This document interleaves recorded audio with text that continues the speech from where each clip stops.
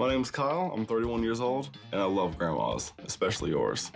I met this lady online named Karen. I saw her pictures. I thought she was absolutely gorgeous. Karen, you made it. So good to finally meet you. It's a little bit nerve-wracking because, well, he is so much younger than I am. I've got butterflies in my tummy. That hasn't happened in so long.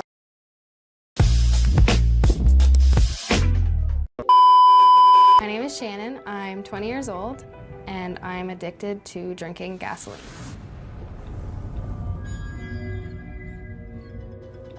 I can't go a day without it. Like, I crave it, I need it. I'll wake up, go to the washroom, and drink the gas. If I go out somewhere, I'll put it in a small water bottle. When I fill up my car, I'll put it all over my hand. I do it before I go to bed. It consumes your life. It tastes like sweet and sour, like a tangy sauce. It tingles at first, and then it burns the back of my throat. Even though it hurts me, it makes me feel good. My name is Evelyn. I'm 27 years old. I live in Cape Girardeau, Missouri, and I'm addicted to drinking air freshener. I love air freshener.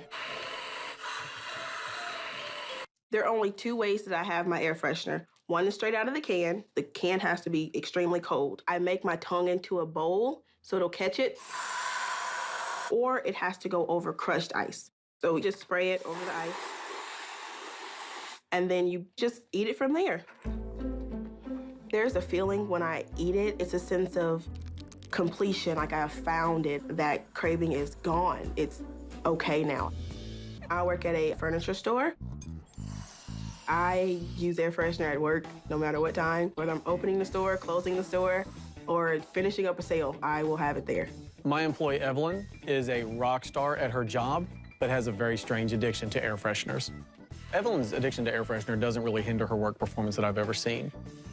On the average day, Evelyn sprays anywhere from 3 to 6 times a day that I hear. There are days when I see stress levels go up that it sounds like an air freshener factory in the background. My air freshener, it's hidden in certain compartments at work.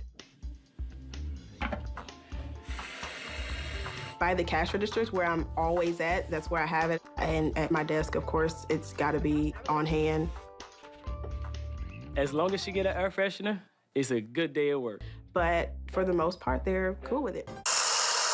My name is Nathaniel. I'm 27 years old, and I'm in a serious relationship with my car. Morning, baby. My handsome man. I find this part of him the most sexy just because of the subtle lines and curves. I'll give him a kiss here and just kind of caress him down the side. We have our times when we get sexual. Does that feel good? You're a handsome man. Love you, baby. What we do the most often is I like to lean over his fender and across his hood and do little things like that and kind of press up against him and rub against him like that.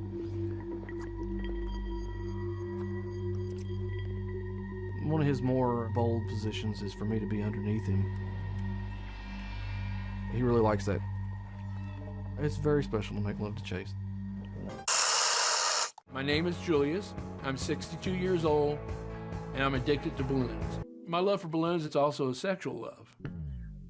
When I see a beautiful balloon, my heart starts to flutter, and I get aroused. I'll take a 12-inch and I'll inflate it to 11-inch. That way it can take a lot of abuse. I'm holding one, hugging it.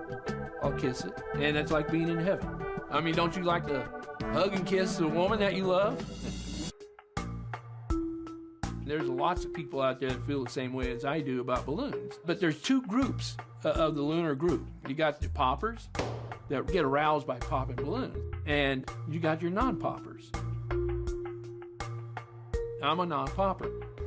Julius's addiction to balloons started when he was hospitalized at just 4 years old. My mother come to visit one time, and she gave me a real nice blue balloon. But that night, the nurse grabbed it, and I heard the balloon pop. So after she left, I just cried myself to sleep.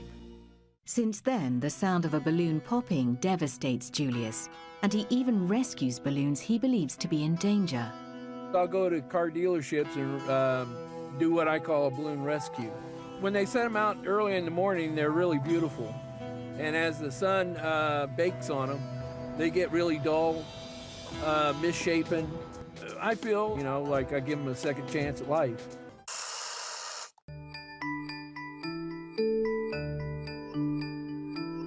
How does that work with dating? Like, because you have your puppets with you all the time. Like, if you take them on your first date. You're not Gargle Walter, so just, like, shut it. Like, do you May, you can't talk like that to my sister. Yes, I can. No, you can't. Yes, I can. Can I talk to you, not the puppet? Maybe things would be easier if you know, didn't have to always carry around, like, a heavy puppet. You know what, Bruna? Like, no. Like, Seriously, bye. No. I'm just trying to be a good sister. Like, I want to make your life easy. No, apologize to May. I'm sorry, May.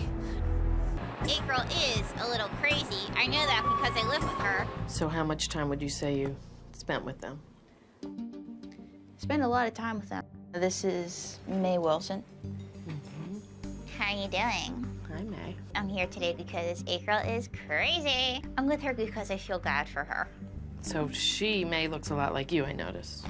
Yeah, she's sort of the bad girl of the group.